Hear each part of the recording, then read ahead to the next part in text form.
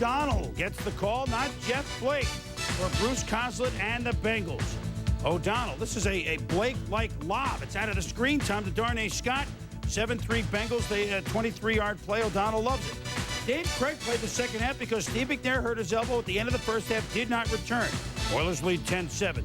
Craig will be 40 next month. Hits Yancey's thick pen down to the 37-yard line, setting up. We often talk about moving the line of scrimmage. Brad Hopkins, Bruce Matthews, and Kevin Long here. A great job of moving that defensive front, making it easy for Eddie George to get a short carry into the end zone. Craig all smiles as he should be. Now it's 17-7 Bengals on the next drive. Remember Corey Dillon at 248 yards against the Oilers at Synergy Field last year? Well, they held him under 100, but the Bengals now cut to 3. He had 87 yards on this day.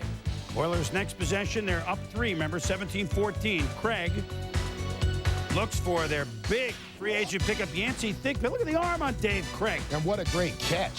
53 yards, sets up a field goal by Al Del Greco with 3 pretty long ones before he hit the crossbar and won 20-14. 4.5 to go. O'Donnell sacked by Josh Evans. 4th down, so doesn't matter if it's grounding or whatever. Jeff Fisher is pumped.